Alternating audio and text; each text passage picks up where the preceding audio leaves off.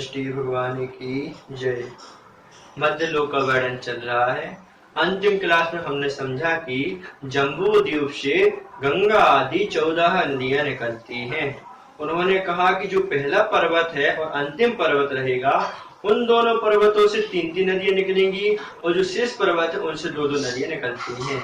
उसके बाद हमने 2 सूत्र छोड़ दिए थे। उसमें आचार्य ने कहा था द्वयो द्वयो पूर्वा पूर्वगः, अर्थात दो में अर्थात गंगा सिंधु में ऐसे 2 युगल में द्वयो द्वयो पूर्व अर्थात पूर्व की अर्थात पहले की, जो पहले की रहेगी दोनों में गंगा सिंधु में जो पहली है अर्थात गंगा नदी है, पूर्वा पूर्वगा, यह नदी पूर्व नदी जो है पहली नदी गंगा नदी है, यह पूर्व की ओर बहती है। और आगे आचार्य सूत्र कहा था शेषास्त परगा, अर्थात जो शेष नदियां हैं वह पश्चिम की ओर बहती हैं। देखिए जैसे गंगा सिंधु नदी है तो उसमें पूर्व की जो नदी रहेगी गंगा नदी रहेगी वह पूर्व की ओर बहती है। इस प्रकार से दोनों युगलों में पहले इस प्रकार से पूर्व की ओर ऐसी बहेगी। और जो शेषास्त बची हैं, जो शेष बची हैं वह कहाँ अपर अर्थात पश्चिम की ओर बहेंगी। अर्थात गंगा नदी इस साइड निकलेगी पूर्व की ओर, तो सिंधु नदी इस साइड निकलेगी। तो रोहित नदी इस साइड पूर्व की ओर निकलेगी, तो रोहितास्य नदी यहाँ से पश्चिम की ओर निकलेगी। इस प्रकार से दोनों युगलों में 2 नदियों में जो पहली नदी रहती है वह पूर्व की ओर गमन करती है, पूर्व की ओर जाती है। उस युगल की जो नदी बची वह पश्चिम की ओर गमन करती है। इस प्रकार से हमने 2 सूत्र वहां पर छोड़ दिए थे। उन 2 सूत्रों की व्याख्या ये हो गई।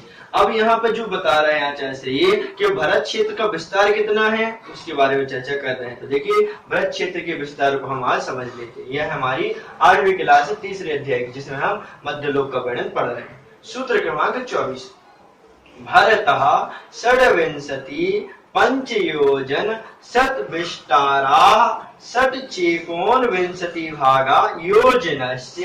बना पढ़िए भरतः षड्विंशति पंचयोजन शतविष्टारा षट्चेकोनविंशति भागा योजनस्य। इस सूत्र में भरत क्षेत्र का विस्तार बता रहे हैं। तो देखिए भरता अर्थात भरत क्षेत्र, षड्विंशति षड अर्थात 6, विंशति अर्थात 20, 6 और 20 अर्थात 26, और पंचयोजन शत विस्तारा, पंच अर्थात 5, योजन अर्थात योजन, शत अर्थात 100, तो 500 योजन, विस्तार अर्थात विस्तार वाला है। क्या भरता अर्थात भरत क्षेत्र 500, यहाँ पे 500 आया तो 500, षड्विंशति अर्थात 26, तो 526 विस्तार अर्थात विस्तार वाला है। कौन सा? भरता अर्थात भरत क्षेत्र। भरत क्षेत्र का विस्तार बता रहे हैं कि भरत क्षेत्र का विस्तार कितना है। भरत क्षेत्र का विस्तार 526 योजन है,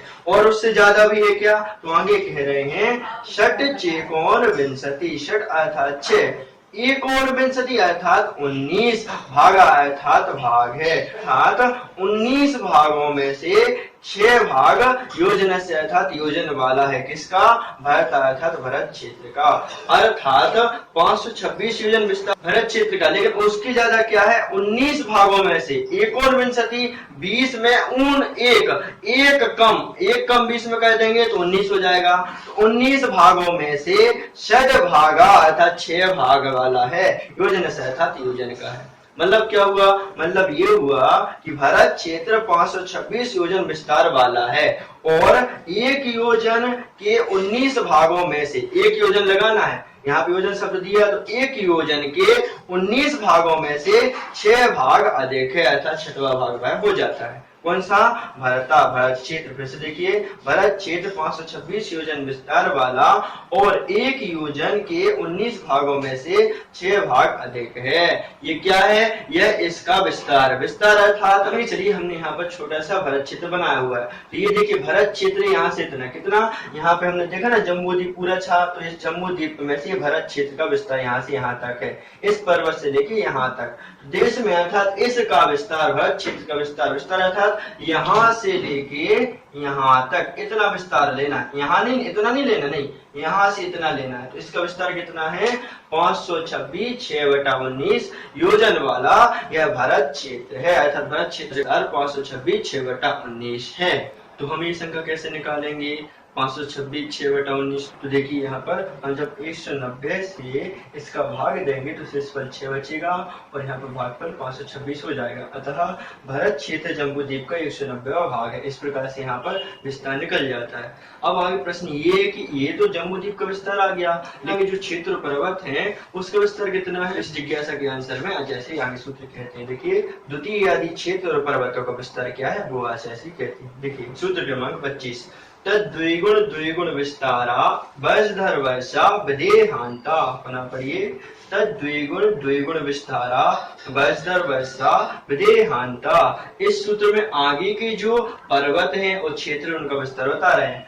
तद्विगुण द्विगुण विस्तारा अर्थात इस भरत क्षेत्र से द्विगुण द्विगुण अर्थात दूने दूने वर्षधर अर्थात वर्षधर हैं, पर्वत हैं, और वर्ष अर्थात क्षेत्र हैं, विदेहांता अर्थात विदेह तक। अर्थात यहाँ पे कह रहे हैं विदेह क्षेत्र के पर्यंत पर्वत और क्षेत्र भरत क्षेत्र के विस्तार से दूरे दूने हैं। विदेह क्षेत्र पर्यंत अर्थात यहाँ तक के पर्वत और जो क्षेत्र है उनका विस्तार क्या है? दूना दूना है। अर्थात भरत क्षेत्र का विस्तार यदि 26 6/19 है तो इससे दुगना विस्तार इस पर्वत का हो जाएगा। इस पर्वत से दुगना विस्तार यहाँ के क्षेत्र का हो जाएगा, फिर पर्वत का हो जाएगा, फिर क्षेत्र का, फिर पर्वत का। इस प्रकार से दूने दूने है। कहाँ तक? विदेह तक। अर्थात 526 6/19 भरत क्षेत्र का विस्तार है तो यहाँ का जो हिमवन पर्वत रहेगा उसका विस्तार 12/19 हो जाएगा।